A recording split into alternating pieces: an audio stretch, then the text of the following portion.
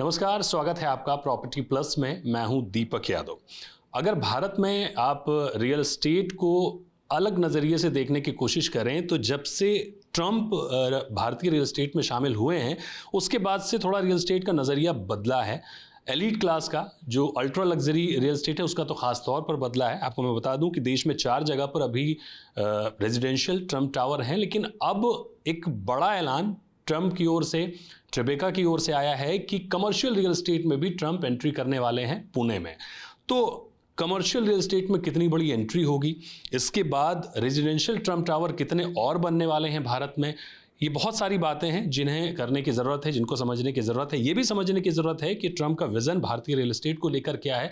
इन सारी बातों को समझेंगे। हमारे साथ खास मेहमान हैं कल्पेश मेहता जी, जो फाउंडर हैं ट्रिबेका के। कल्पेश जी, बहुत स्वागत है आपका जी बिज़नेस पर। सर, सबसे पहले तो मैं थैंक यू सर। सबसे पहले तो मैं समझना चाहूँगा आपसे कि 4 ट्रंप टावर थे भारत में अभी तक। उसके बाद से पहले तो मुझे ये बताइए कि रेजिडेंशियल के बाद कमर्शियल में जो एंट्री हो रही है, हमें सुनने में मिल रहा है कि काफ़ी ग्रैंड एंट्री, काफ़ी बड़ी एंट्री हो रही है। कितना बड़ा प्रोजेक्ट लेकर आ रहे हैं, क्या साइज़ उसका होगा, क्या इन्वेस्टमेंट होगा, कैसे इन्वेस्टमेंट होगा, वो एक बार तफसील से बताइए। तो ये हम जो प्रोजेक्ट ला रहे हैं पूना के प्राइम कोरेगांव पार्क लोकेशन में है। टोटल प्रोजेक्ट की साइज़ है 16.5 लाख स्क्वायर फुट। उसमें थोड़ा बहुत रिटेल है और 15 लाख फुट के हमारे 2 आइकॉनिक ऑफिस टावर्स है। और इसमें मैं ये कहूँगा, आपने जैसे पहले बताया कि पहली कमर्शियल की एंट्री है और हम सब काफ़ी उत्साहित हैं इसको लेके, क्योंकि इंडिया का पहला ट्रंप कमर्शियल टावर होगा। और हमने ये निर्णय लिया था कि ऑफिस में अभी ट्रंप को लाते हैं, क्योंकि हमारी ये राय है कि ग्रेड ए ऑफिस बिल्डिंग तो आपने सुना है, पर लग्जरी ऑफिस बिल्डिंग इंडिया में नहीं है।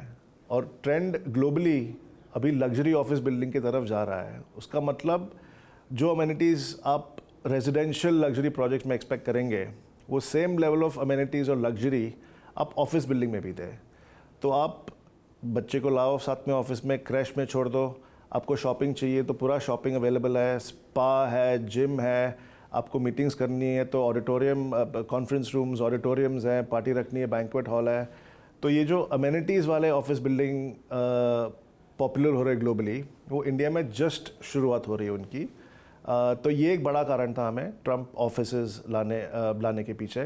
और दूसरा बहुत ही बड़ा कारण ये था कि अगर आप 3-5 हज़ार स्क्वायर फुट की ऑफिस आपको चाहिए, आज आप एक उद्योगपति है, 50-100 लोग काम करते हैं, तो आपके पास आज पूरी इंडिया में ग्रेड ए ऑफिस बिल्डिंग में ऑप्शन है ही नहीं, क्योंकि सब 10, 15, 20 हज़ार फुट की फ्लोर प्लेट लीज करना चाहते हैं, तो उनके लिए सप्लाई नहीं बनी है। मेरी आप हमारी खुद की देख लीजिए। हमें ग्रेड ए ऑफिस बिल्डिंग में कोई भी सिटी में हम जाते थे ऑफिस, हम कोई भी पैसा देने के लिए रेडी थे, कोई भी लीज रेंट लेंगे, डबल मांग लो, लेकिन सप्लाई नहीं अवेलेबल थी, प्रोडक्ट ही नहीं है।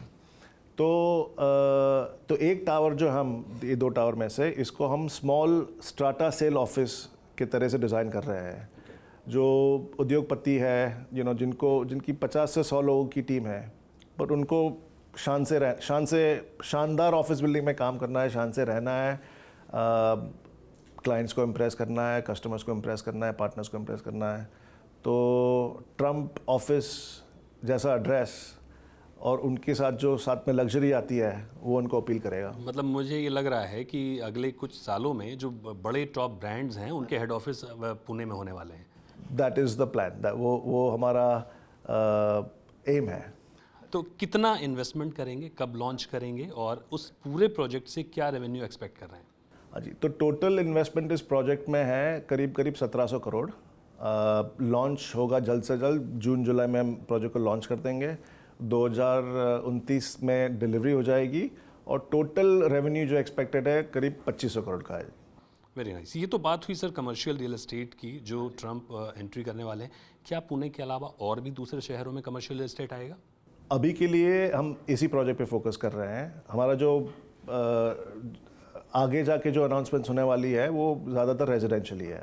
रेजिडेंशियल आपने बताया, जैसे अभी 4 प्रोजेक्ट हम देख रहे हैं इंडिया में, कोलकाता, पुणे, मुंबई और गुरुग्राम। करेक्ट, ये हो गए 4। और 3 आने वाले हैं, और 3 आने वाले हैं, हाँ जी।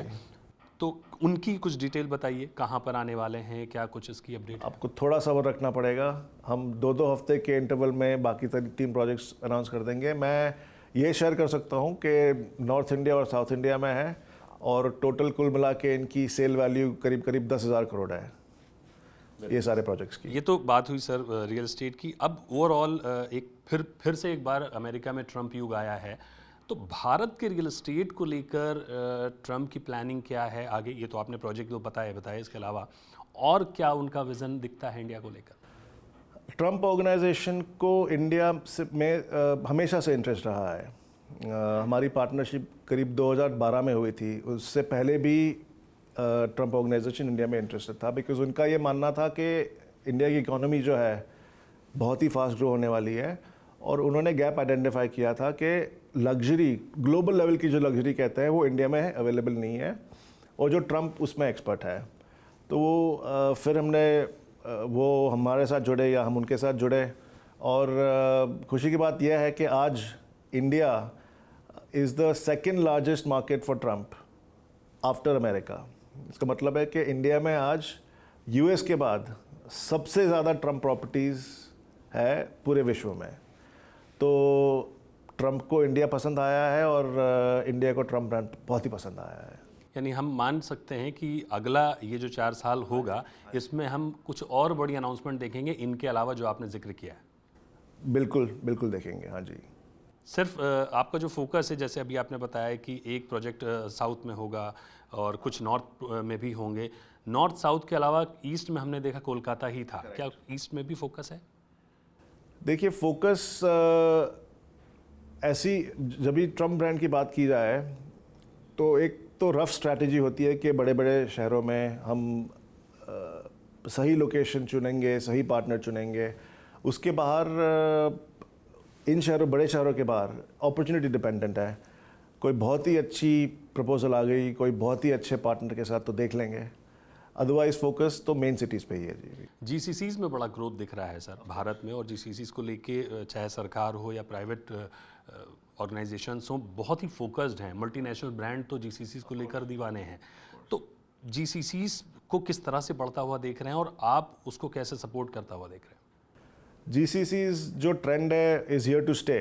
ये बढ़ने वाली है, और इनकी डिमांड बढ़ने वाली है हर तरीके से। तो हम ये एस्टिमेट करते हैं कि हमारे काफ़ी टेनेंट्स जीसीसी कैटेगरी से होंगे। एक और बड़ा सवाल बनता है, जब आप लग्जरी ऑफिस लेकर आएंगे, एक नए तरह का कमर्शियल रियल एस्टेट होगा, जाहिर तौर पर जब एक ट्रेंड बनता है तो पूरी तरह से फिर तमाम डेवलपर उस ट्रेंड को फॉलो करते हैं, तो पीछे एक बड़ी वैकेंसी छूटती है। तो वो वैकेंसी कन्वर्ट होगी या एक वैकेंसी बनती हुई दिखेगी? दीपक जी, कोई भी रियल एस्टेट सब कैटेगरी में साइकिल तो होती है, और ये नियम है कि जो चीज़ ऊपर जाती है वो नीचे आने वाली है, और रियल एस्टेट में भी ऐसा होता है, दशकों से हो रहा है, अभी भी होगा। जब तक सप्लाई कंट्रोल में रहेगी तो जो वैकेंसी क्रिएट होगी वो भी अब्जॉर्ब हो जाएगी। पर जैसे सप्लाई बढ़ेगी, जैसे इंडिया में Hyderabad as a market supply बढ़ गई है, तो वहाँ पे ग्रेड बी तो छोड़ो, ग्रेड ए भी लीज नहीं हो रहा है। तो ये हर दुनिया के हर शहर में होता है, इंडिया में भी होगा, अभी टाइम बाकी है। तो ये साइकिल है जी। ट्रिबेका का अभी टॉप लाइन क्या है, क्या उसको लिस्ट करने का प्लान है आपका? तो फाइनेंशियल ईयर 2024-25 हमारी सेल हम 2000 करोड़ पे क्लोज करेंगे। नेक्स्ट ईयर का टारगेट है 3500 करोड़। तो आई थिंक 4-5 हज़ार करोड़ के बाद लिस्टिंग का प्लान तो बेशक है। तो 3 से 4 साल में लिस्टिंग की प्लानिंग है हमारी, और उसकी प्रेपरेशन शुरू हो रही है अभी। बिल्कुल, प्रिपरेशन शुरू हो गई। एक अंतिम सवाल आपसे लेना चाहेंगे सर कि ट्रम्प किसी ब्रांड के साथ जब कोलैब करते हैं, जैसे कि आप लेकर आए हैं, तो ये कैसे होता है? वो इन्वेस्ट करते हैं या ब्रांड सपोर्ट देते हैं, कैसे करते हैं? ये पूरा किसका कितना शेयर होता है? तो फाइनेंशियल जो हमारी अरेंजमेंट होती है, हमारी कॉन्फिडेंशियलिटी एग्रीमेंट से, तो मैं वो शेयर नहीं कर सकता हूँ, बट उनका इन्वॉल्वमेंट जो रहता है वो बहुत ही गहरा होता है डिज़ाइन और प्रोडक्ट को लेके। रेजिडेंशियल की बात करें तो क्या साइज़ के अपार्टमेंट बनाना है, रूम साइज़ क्या होना चाहिए, वो सब वो लोकल पार्टनर पर छोड़ देते हैं, क्योंकि उनका मानना है कि लोकल डेवलपर को इसकी ज़्यादा समझ होती है। लेकिन जो दिखता है बिल्डिंग का एलिवेशन, आप कौन सा पत्थर यूज़ कर रहे हो, आपकी लॉबी कैसे दिख रही है, आप कस्टमर एक्सपीरियंस कैसे कर रहे हो, वहाँ पे उनकी बहुत ही गहरी इन्वॉल्वमेंट होती है। तो और उसी का प्रीमियम मिलता है हमें। बिल्कुल सर, बहुत शुभकामनाएं आपके नए प्रोजेक्ट के लिए और हम उम्मीद करते हैं कि आप जल्द से जल्द उसको लॉन्च करें और जो आपने टारगेट सेट किए हैं वो अचीव करें। हमसे बात करने के लिए बहुत बहुत शुक्रिया। दीपक जी, खूब खूब धन्यवाद। Thank you so much.